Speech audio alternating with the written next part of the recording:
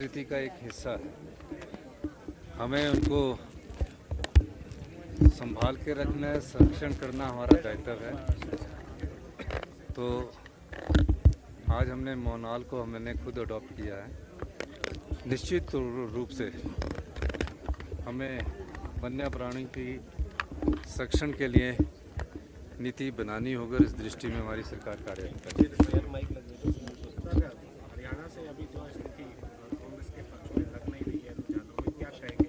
और देखो, अभी तक तो शाम 5 बजे तक ही कुछ कह सकते हैं, क्योंकि हरियाणा के जो शुरू में हिमाचल में भी ऐसे ही रहा था।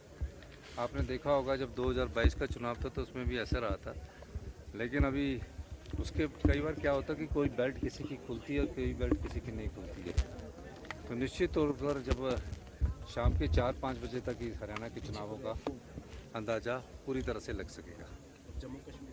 जम्मू कश्मीर का भी अभी धीरे धीरे है कि उस पर लीड है, लेकिन जैसे ही अब 4-5 बजे का समय आएगा दोनों राज्यों के चुनावों का सही आंकलन किया जा सकता है। धन्यवाद। Thank you sir. वन्य प्राणी सप्ताह समाप्त हुआ है। आज क्या क्या गतिविधियां रही हैं और क्या खास इस बार रहा है इसमें?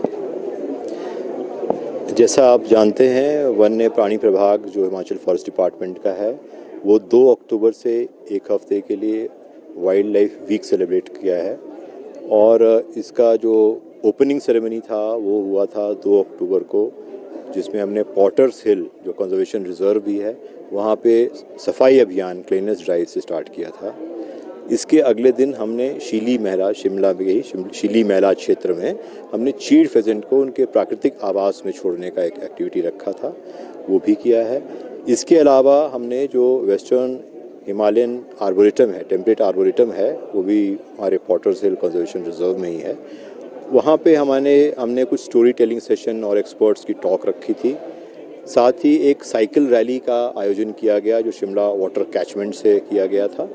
और हमने एक मिनी मैराथन का भी ऑर्गेनाइजेशन किया था जो यहाँ पे रिज पे किया गया। यहाँ से समर हिल के लिए मिनी मैराथन ऑर्गेनाइज किया गया।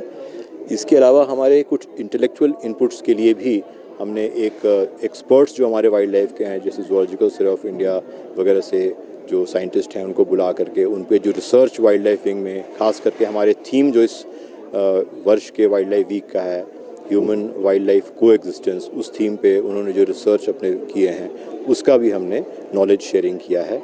और आज यहाँ पे 8 तारीख को माननीय मुख्यमंत्री श्री सुखविंदर सिंह सुक्खू जी की अध्यक्षता में समापन समारोह आयोजित किया गया। इस बार का जो हमारा थीम था वो है मानव वन जीव सहास्तित्व।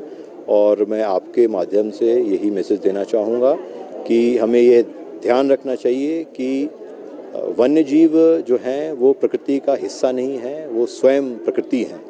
और वन्य जीव के बिना मानव जीवन का कोई अस्तित्व नहीं है।